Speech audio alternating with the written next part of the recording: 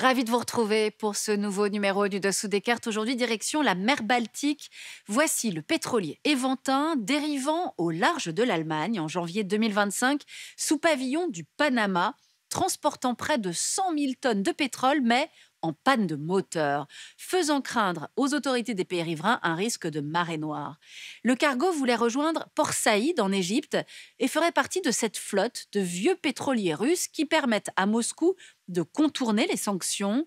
L'occasion pour nous d'essayer de comprendre quel tort ces sanctions liées à l'invasion russe de l'Ukraine ont fait à la Russie de Poutine, comment ce dernier a trouvé des moyens de les contourner, de nouveaux partenaires commerciaux. Bref, on a voulu poser la question, l'économie russe est-elle résiliente ou déclinante? Sortons nos cartes. Depuis l'invasion russe de l'Ukraine à grande échelle en février 2022, plusieurs vagues de sanctions ont été imposées par l'Union européenne, le Royaume-Uni, les États-Unis et d'autres pays alliés pour affaiblir la machine de guerre russe et isoler Moscou sur la scène internationale. Un front jusqu'à présent uni, même si à sa prise de fonction, Donald Trump semblait se rapprocher des positions russes. Parmi les mesures de rétorsion contre l'économie russe, l'Union européenne a ainsi décidé plusieurs embargos. Embargo sur le charbon et le pétrole russe, embargo sur l'or, fermeture de l'espace aérien européen aux avions russes, fermeture des routes et des ports, interdiction pour les 27 d'exporter des technologies de pointe, des produits de luxe ou des armes vers Moscou. Des sanctions économiques qui devaient asphyxier la Russie. Et pourtant, en 2024, le Kremlin revendique une croissance de 4,1% du PIB russe. Une performance qui est attribuée au principal moteur de l'économie, l'effort de guerre. La Russie bat ainsi ses propres records de dépenses militaires. En 2025, près de 40% du budget fédéral est consacré à la défense et à la sécurité nationale, soit presque 10% du PIB. Moscou prévoit de recruter 350 000 militaires supplémentaires pour atteindre un total de 1,5 million de soldats et d'officiers. Alors que 15% de la population russe vit sous le seuil de pauvreté, notamment dans les provinces éloignées de Moscou, et que le salaire moyen est de 75 000 roubles, environ 820 €, le gouvernement russe propose aux soldats un salaire minimum de 210 000 roubles, soit un peu plus de 2 300 €. Tout cela a un coût pour l'État qui ne cesse d'augmenter les impôts pour les particuliers comme pour les entreprises. Si la Russie réussit à doper sa croissance grâce à son industrie de la défense, sa résilience économique s'explique aussi par sa capacité à contourner les sanctions occidentales. Voyons comment. Moscou a réussi à maintenir l'épine dorsale de son économie, les exportations d'hydrocarbures. La Russie reste l'un des 3 principaux producteurs de pétrole au monde, avec l'Arabie saoudite et les États-Unis. Elle est le second producteur de gaz derrière les États-Unis, possède les 5e réserves de charbon. En 2021, avant la guerre en Ukraine, les hydrocarbures représentaient jusqu'à 45% du budget russe et plus de 60% des exportations du pays. Aujourd'hui, si les pays de l'Union européenne ont baissé leurs importations de gaz russe, ils restent toujours pour certains d'entre eux en partie dépendants de la Russie. Et cela pour plusieurs raisons. D'une part, parce que des pays comme la Hongrie et la Slovaquie sont toujours liés à la Russie par des contrats à long terme.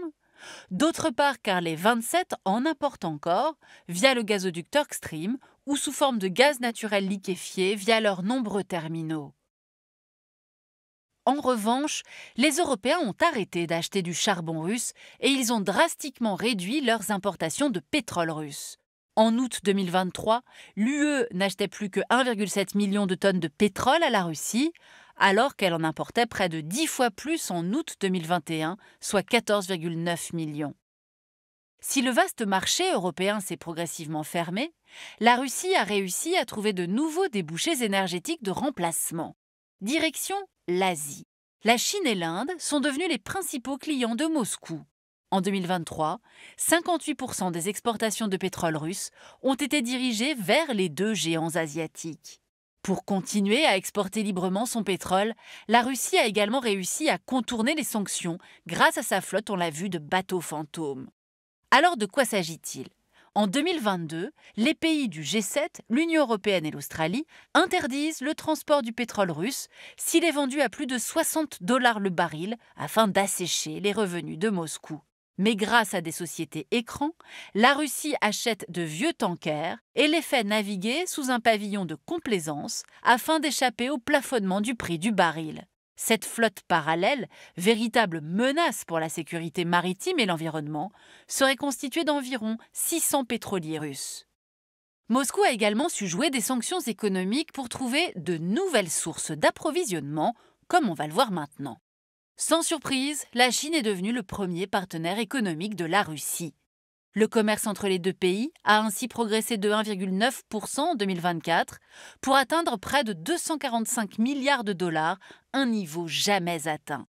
La présence chinoise en Russie est désormais écrasante dans des secteurs comme l'automobile ou la téléphonie mobile.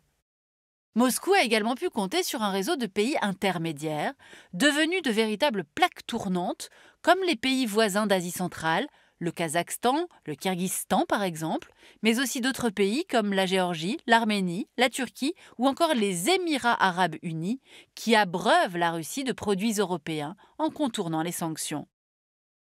En 2022, le Kremlin a officiellement légalisé ces importations parallèles.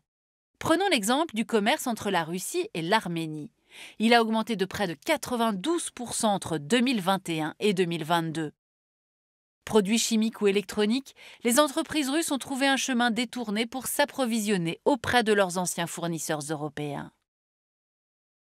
On l'aura compris, après 3 ans de guerre en Ukraine et un régime strict de sanctions, l'économie russe ne s'est donc pas effondrée. Sauf que derrière cette apparente résilience, Moscou fait face à des signes de ralentissement de la croissance pour 2025 et au-delà, son économie chauffée à blanc par la guerre accumule des difficultés. C'est ce qu'on va voir maintenant. La Russie de Poutine est confrontée à une spirale inflationniste. En 2024, la hausse des prix était officiellement de 10%, plus du double des objectifs du Kremlin. Mais le ressenti de la population est encore différent, entre 10 et 20% d'inflation. Ainsi, le prix du beurre a augmenté de 36%, celui des pommes de terre de 92%.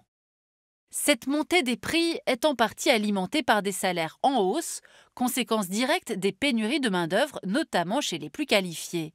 Les entreprises sont en effet obligées de proposer des rémunérations attractives pour pouvoir espérer continuer de recruter.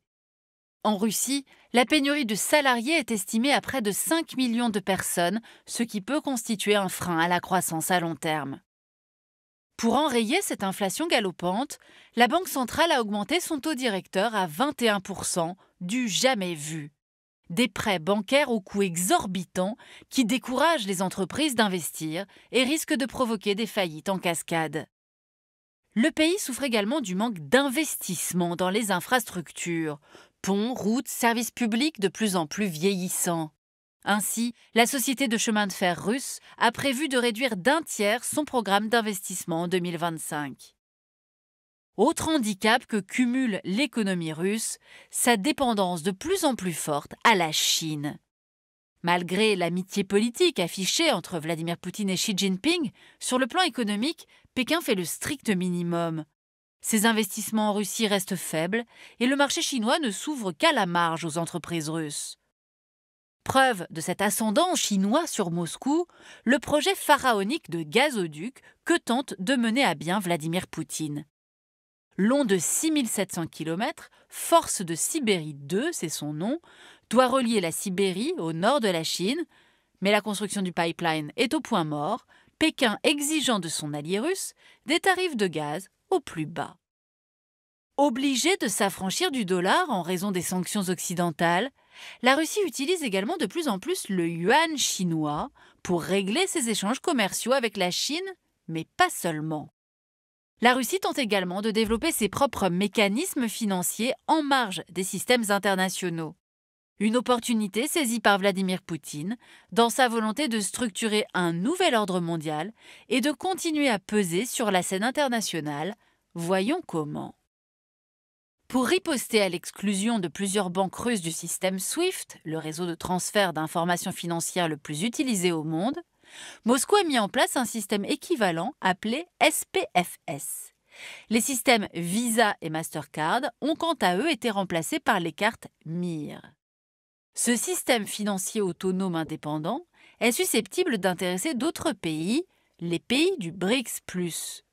Objectif de ce groupe d'États comme le Brésil, la Russie, l'Inde ou la Chine, renforcer leur influence économique face aux grandes puissances occidentales, tout en cherchant à diminuer la domination du dollar dans les échanges internationaux. Ainsi, 90% des échanges commerciaux entre l'Inde et la Russie sont désormais effectués en monnaie locale, en roubles et en roupies. Voilà pour ce tour d'horizon de l'économie russe qui s'est réorganisée, on l'aura compris, au fil des mois de guerre contre l'Ukraine et qui se montre résiliente sur certains aspects.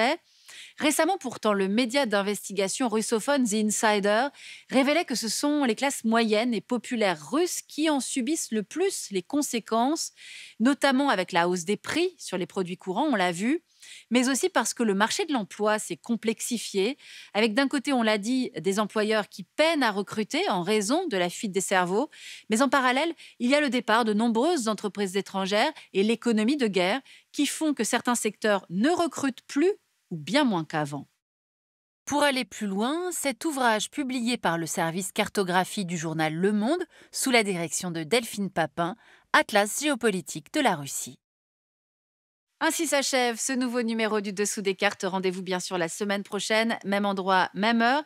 Et d'ici là, arte.tv pour retrouver l'ensemble de nos vidéos. Et n'oubliez pas de vous abonner à notre newsletter. À bientôt.